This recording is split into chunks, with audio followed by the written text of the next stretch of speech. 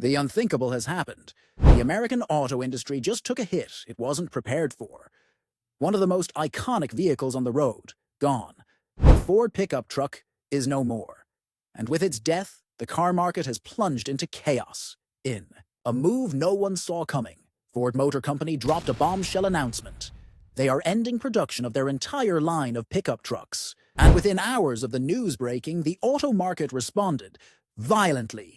Let's rewind. For over 4 decades, the Ford F-Series pickup trucks have been not just bestsellers, but symbols of American grit. From the rugged F-150 to the heavy-duty Super Duty lineup, these trucks were more than vehicles. They were part of the culture. Contractors, farmers, suburban families, even off-road enthusiasts, millions relied on them. So why would Ford walk away from one of its most profitable product lines? To understand this shock, we need to understand just how deep the roots of Ford trucks run in the American economy. Since 1977, the F-Series has been the best-selling vehicle in the US every single year. At its peak, Ford was selling over 900,000 units annually. That's nearly one every 35 seconds.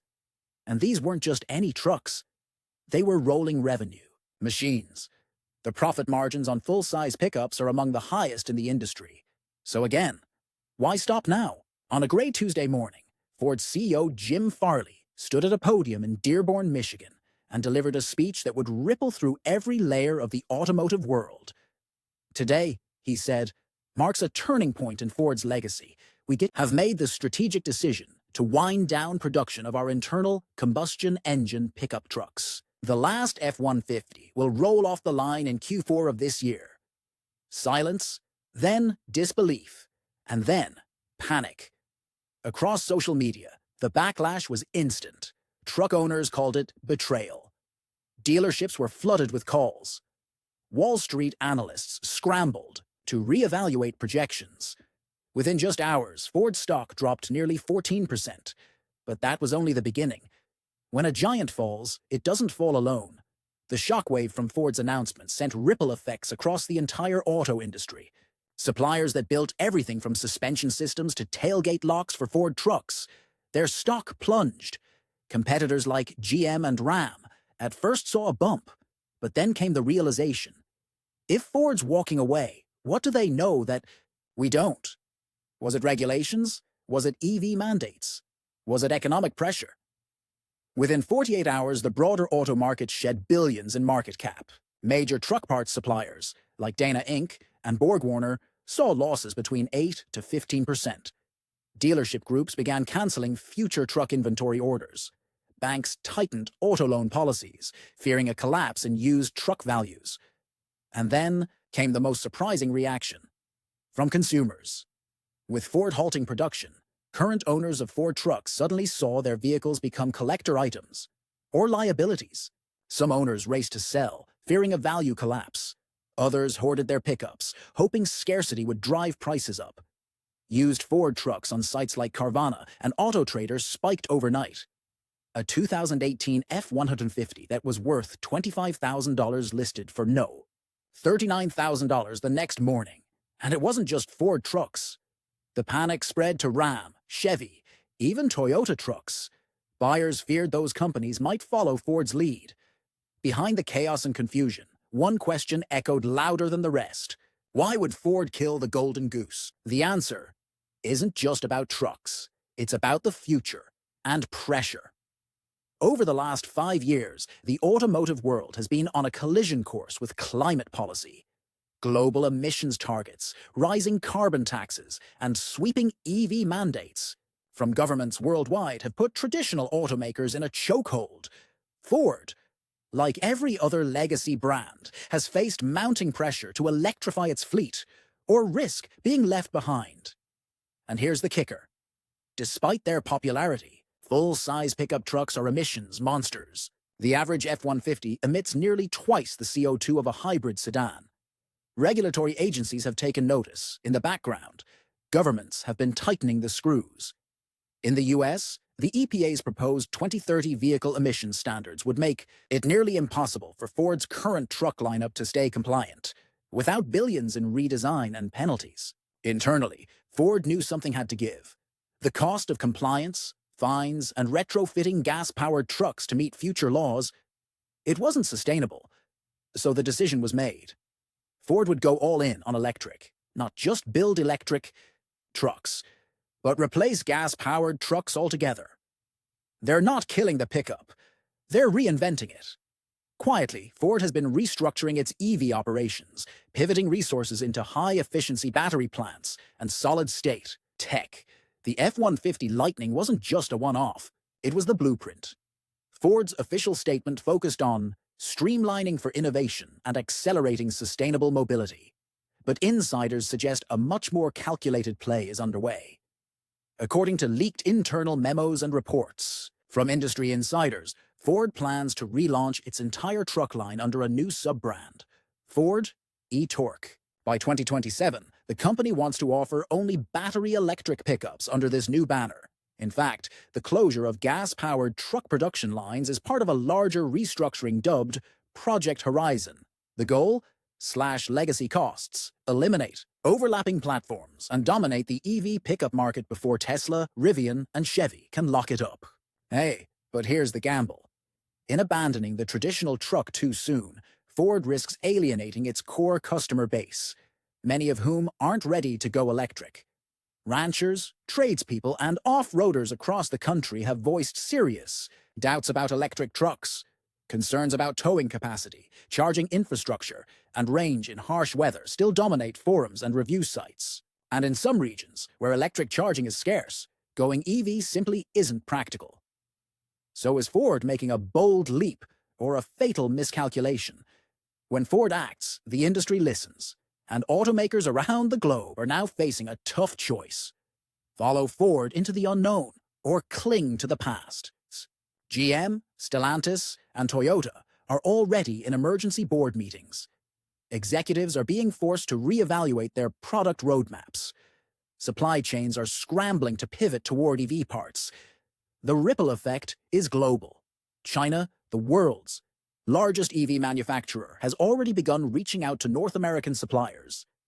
European automakers are cautiously eyeing the opportunity to fill the pickup void. And while most haven't made public announcements yet, sources close to GM suggest a full cancellation of the internal combustion Silverado is on the table. Back in the US, the consequences are still unfolding. Car dealerships, already squeezed by inventory shortages and interest rate hikes, are now facing their worst nightmare: uncertainty. Used truck values are swinging wildly. Some buyers are hoarding vehicles in speculation, while others are walking away entirely. Commercial buyers are canceling orders, unsure if their next work fleet will even be legal in a few years. And Wall Street, still bleeding.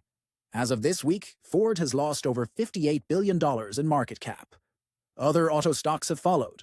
The S&P Auto Index is at its lowest point since 2020. It didn't take long for the public reaction to hit fever pitch. In towns across America, Ford truck owners felt blindsided.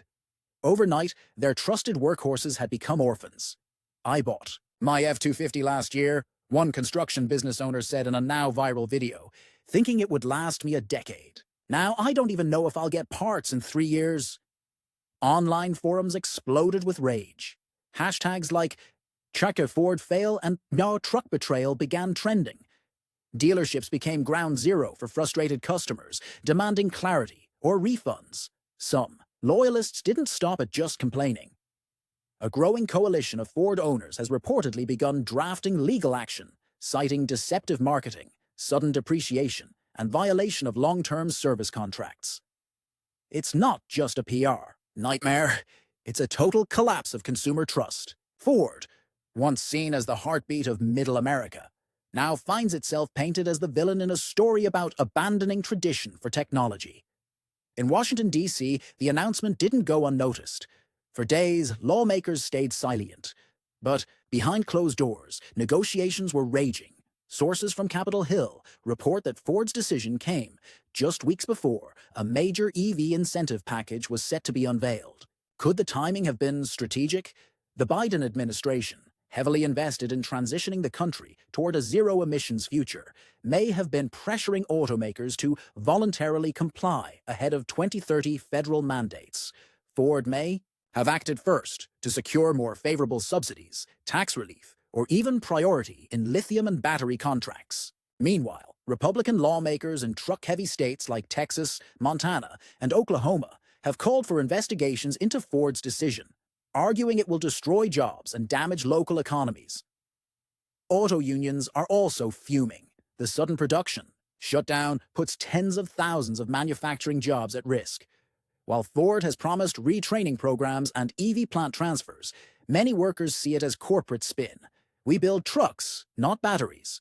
One union leader said, "You can't just flip a switch and expect the American worker to become a software engineer overnight." And while Ford scrambles to control the narrative, one man has stayed unusually quiet: Elon Musk. Tesla, long criticized for delays in Cybertruck, production suddenly finds itself in the perfect position.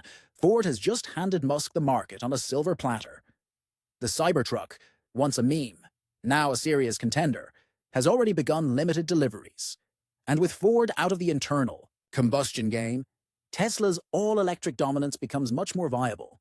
Sources within Tesla suggest Gigafactory Texas is ramping up Cybertruck production faster than expected, adding extra shifts and quietly poaching engineers from legacy brands.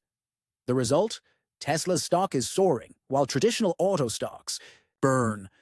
Investors are betting that Musk's weird angular truck is no longer a niche product. It's the future. And Musk himself? In a cryptic post on X, he simply wrote, "Timing is everything." With Ford retreating and legacy automakers scrambling, the door is now wide open for a new wave of electric vehicle disruptors. And they're not wasting any time. Rivian, the young EV startup backed by Amazon, has quickly positioned itself as a viable replacement for traditional trucks. The R1T, their all-electric pickup, is already hitting roads, and now it's poised for mass production expansion. And it's not just Rivian. Chinese EV giant BYD, the world's largest producer of electric vehicles, is quietly preparing to launch electric pickup trucks for North American markets. With proven battery tech, vertically integrated supply chains, and government backing, BYD could flood the market at prices legacy automakers simply can't compete with. Imagine a $35,000 all-electric work truck with better range and zero emissions. It's no longer a pipe dream. It's a pending reality. The American truck, a symbol of strength and stability, is about to be outsourced, reinvented, and rebranded by global players who see opportunity where Ford saw risk. But the transformation doesn't stop on the factory floor. The dealership system, the way Americans have bought cars for nearly a century, is cracking under pressure. With Ford halting production and redirecting resources toward direct-to-consumer EV sales, dealerships have been left in the dark. Inventory is vanishing. Sales targets are collapsing, and franchise owners are furious. Some Ford dealers have already received termination letters. Others are being asked to invest hundreds of thousands into EV service infrastructure, with no promise of long-term returns. "We built this brand from the ground up," one dealer said. "Now they're cutting us out like we're nothing." Tesla pioneered the direct-to-consumer sales model, and while it faced legal hurdles in many states, it's proving to be the more efficient path. Now Rivian, Lucid, and even legacy brands are exploring the same model. The traditional car dealership may be another casualty of this electric revolution. For decades, owning a truck in America meant something. It was a badge of utility, a signal of independence. You could haul lumber, tow a boat, move your life. Gas stations dotted every highway. Repairs were simple. Parts were everywhere. But in this new future, one dominated by software, charging, ports, and over-the-air updates, that rugged lifestyle is being reshaped into something unrecognizable. Now, what happens to the off-roader in Alaska when there's no charging station for 300 miles? What does a rancher do when cold weather slashes range by half? What does truck culture even mean without the roar of an engine? These aren't just economic questions. They're cultural ones. Ford's decision may have made financial sense in a boardroom, but it left millions of Americans asking, where do we go from here? There's a quiet problem few are talking about, one that could bring this whole transition crashing down. It's not consumer demand. It's not technology. It's batteries. The global demand for electric vehicle batteries is growing at a rate the supply chain simply cannot match. Every EV truck, car, and van needs lithium, cobalt, nickel, and rare earth metals. But there's a problem. These materials are becoming harder to source, more expensive to refine, and increasingly dominated by geopolitical rivals. China controls over 70% of global lithium refining capacity and an even greater share of rare earth processing. The US has some reserves, but very little domestic infrastructure to extract or refine at scale.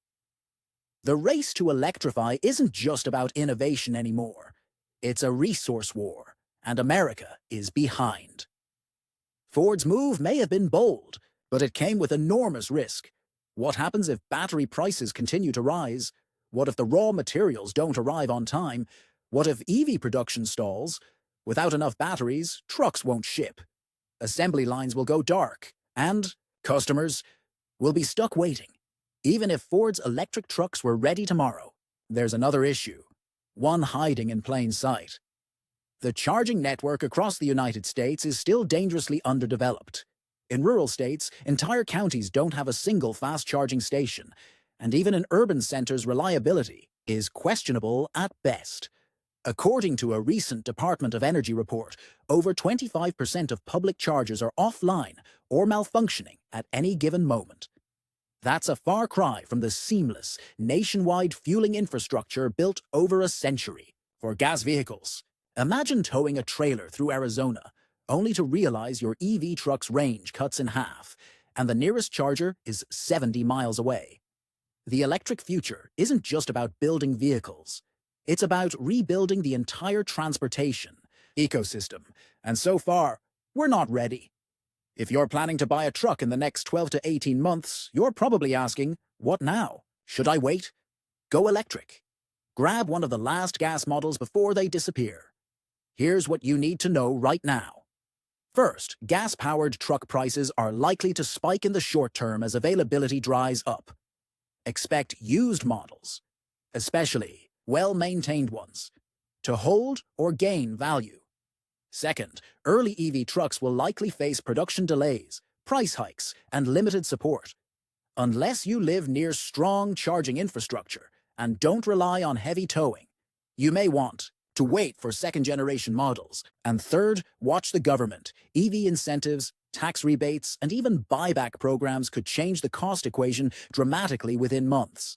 Bottom line, if you're buying a truck in 2025, you're not just picking a vehicle, you're choosing a side in the biggest shift the auto industry has seen in 100 years. For more than a century, the auto industry has been the lifeblood of American manufacturing. From the factories of Detroit to the small-town assembly lines in Kentucky, Ford trucks weren't just vehicles. They were the backbone of communities, paychecks, and purpose. But now, that identity is crumbling. This transition isn't just about cleaner energy, it's about less labor. EVs require fewer parts, fewer repairs, and far fewer workers to build. With Ford's pivot away from trucks, entire networks of suppliers, parts manufacturers, and unionized laborers may vanish. It's not just a loss of jobs. It's the loss of a national identity, one built on grease, steel, and horsepower. The question is, can America retool fast enough? And even if it can, who gets left behind? Ford has survived world wars, oil crises, bankruptcies, and global recessions. But this may be its most dangerous gamble yet. Analysts are split. Some say this bold pivot could pay off big if Ford becomes the first legacy brand to go fully electric and compete with Tesla head-on. Others warn of a death spiral, alienating their core customer base while bleeding billions in the costly race to electrify. Ford has bet the house that EVs are the future. But what if they're wrong? What if the charging grid doesn't scale fast enough? What if battery shortages derail production? What if truck buyers simply say no? Because at the end of the day, no matter how innovative your product is, if your customer walks away, you've already lost. We've heard the corporate spin. We've seen the government incentives. We've watched the charts and projections. But nobody's asked the most important question of all. Is this what the American driver really wants? Most truck buyers don't care about zero emissions. They care about utility, power, reliability, affordability. These are not early adopters. They're everyday workers, family haulers, and small business owners. Yet they're being asked to adapt to a tech-heavy, range-limited, charging-dependent future that doesn't feel like theirs. The EV transition may be inevitable, but the way it's being forced, abruptly, without infrastructure, without cultural alignment, could turn a technological leap into a nationwide backlash. We're standing at a crossroads. One road leads to innovation, clean energy, and global competition. The other, toward tradition, familiarity, and the mechanical roar of the American spirit. Ford has chosen its path. The market has reacted. The public has spoken. And the battle for the future of the American truck is only just beginning. This is not just about Ford. It's about us.